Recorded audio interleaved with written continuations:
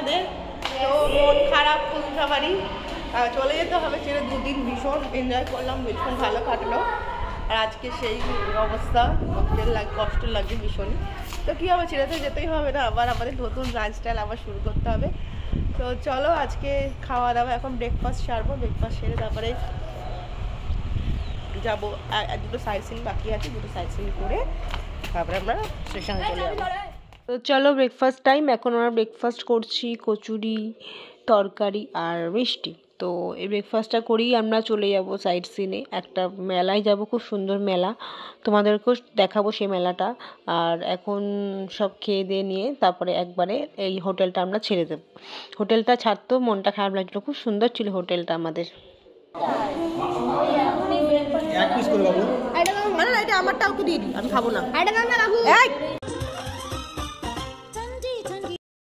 উপস, দেখে ভাবছো কি করছি, আমরা রিলস করছি।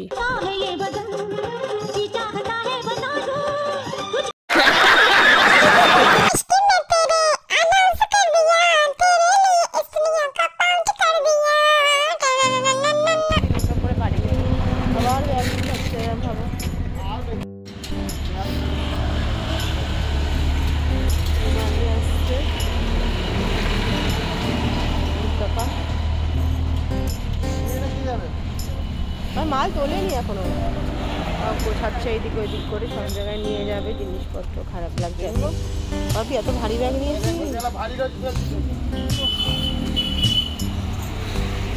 মিস করবো হোটেলটাকে, খুব মিস করবো।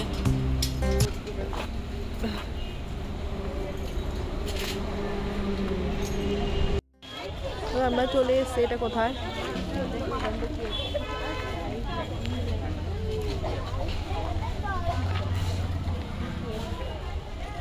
এই জায়গার নাম কি? মেসোমশাই এই জায়গার নাম কি বলতে পারবো না। এই এটার জন্য টিকিট কাটতে হয়েছে, এটার নামটা কি? এনজিটি কি এটা? এটা হলো eastern zone Calcutta complete Srijani and complete culture display. এটা কি জায়গার নাম আমি বুঝতে পারছি না, আর এটা এখন আমরা ওই জায়গাটা। চলো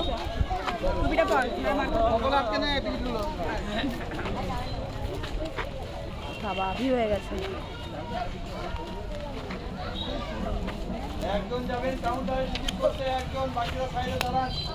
চেকিং, টিকিট চেক করে ভালো করে দেখবে।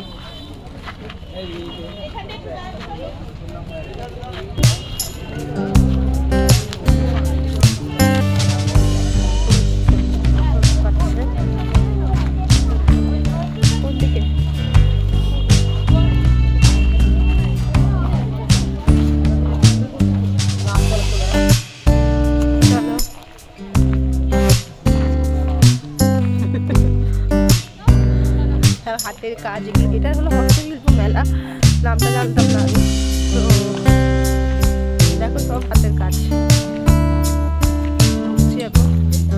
এবারে যেহেতু রাস্তা চলছে আর কি, পৌষ মেলাতে এসে আমরা তাই প্রচুর ভিড় হচ্ছে সব জায়গায়,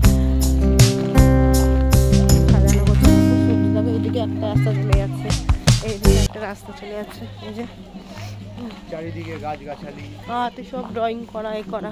আমরা ঢুকবো এখন। এটা পুতুল ঘর, তাই তো? হ্যাঁ পুতুল ঘর, ওয়াও। চলো পুতুল ঘরে কি আছে দেখা যাক। আমরা যেই পুতুল ঘরে ঢুকেছিলাম না, সেই পুতুল ঘরে বিভিন্ন রকমের পুতুল, যে আগেকার দিনে যে মুখোশ তৈরি হতো পুরুলিয়াতে, পুতুল নাচ হতো, সেই সব দৃশ্য এখানে দেখা যাচ্ছে। বিভিন্ন রকমের পুতুল দেখতে পাচ্ছ, মানে রাজা, মানে কি সুন্দর সাজিয়েছে পুতুলটা। আগেকার দিনের সব দেখো, পুতুল নাচ হতো না যেরকম, মানে দড়ি দিয়ে ঝুলিয়ে ঝুলিয়ে যেরকম নাচ হতো, সেরকম পুতুলগুলো সব এখানে ঝুলিয়ে রেখেছে। আর পুরুলিয়ার অনেক ছৌ নাচের মুখোশও এখানে ছিল। তো জায়গাটা এতটা বড়, ঘুরে দেখতে মানে পুরোটা কভার করতে অনেক টাইম লেগেছে, বাট আমরা সবটাই ঘুরেছি। দেখো সবাই মিলে, অনেক বয়স্ক শাশুড়িরাও ছিল, তারাও সব ঘুরে ঘুরে দেখেছে। আর এখানে দেখতে পাচ্ছ সেই আগেকার দিন যে পালকি করে বউ নিয়ে যায়, সেই সবও মানে দেখা যাচ্ছে আর কি। এখানে অনেক পুরনো দৃশ্য, এখানে বিভিন্ন রকমের তারপরে উড়িষ্যার কিছু প্রাকৃতিক সৌন্দর্য এখানে তুলে ধরেছে, গ্রামের উড়িষ্যার গ্রাম কীরকম ছিল, বিভিন্ন রকমের মানে অনেক অনেক সুন্দর দৃশ্য। আর আমার ছেলের এখানে কুকুর দেখে তো পাগল হয়ে গেছে, কুকুর দেখে কী করবে বুঝে উঠতে পারছিল না, মানে আশেপাশে জিনিস না দেখে কুকুরের পেছনেই পড়েছিল বেশিক্ষণ। তো আমরা সব ঘরগুলো ঘুরে ঘুরে দেখছিলাম, বাট বেশিরভাগ ঘরে আমি ভেতরে ঢুকিনি, কেননা জুতো খুলে ঢুকতে হচ্ছিলো, সেই কারণে ঢুকিনি, বাইরে দিয়ে ভিডিও করেছি। বাইরে ভিডিও করে তারপর চলে গেছিলাম। দেখে তো খুবই ভালো লাগলো। আগেকার দিনে মানে ইতিহাসে ছোটোবেলায় পড়েছি যেগুলো, সেগুলোই আবার ফিরে আসছে মনে হচ্ছে।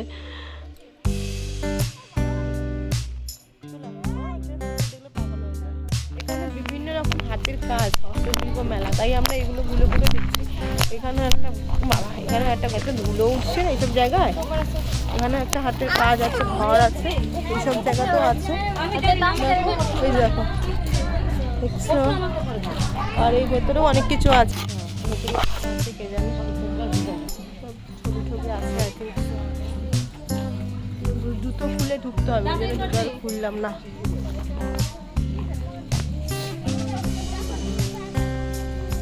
সব জায়গায় ডগি। চলে আবার চলে, কোথায় গেল ছেলেটা? চলো, আরো অনেক বড় প্যাসেজ, অনেক বড় জায়গা। ওই যে আমার ছেলে প্রত্যেকটা জায়গায় কুকুরের ছানা দেখছে, আর এদিক ওদিক কুকুরের ছানাগুলো পেছনে লাগছে। দেখো এই যে পেছনে পেছনে ঢুকে বসে আছে। ওই দেখো আবার কি ভালোবাসে কুকুর ছানা ঘাটতে। এবার আমার শাশুড়ির পালা, শাশুড়িও নাচতে শুরু করে দিয়েছে, সবাই নেচেছে লাস্টে। শাশুড়ি বাকি ছিল, উনিও নাচবে বলেছিল, তো সবাই ওনাকেও নাচালাম আর কি এই বাউল গানে সবার সাথে।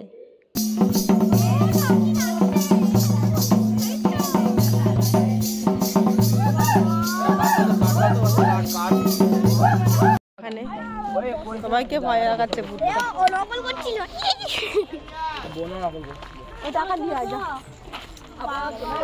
সবাইকে ভয় দেখাচ্ছে। একটু ভয় দেখাও দাদা, দাদা না দিদিকে, ভূতটাকে দাদা না দিদি ভয় দেখাচ্ছে।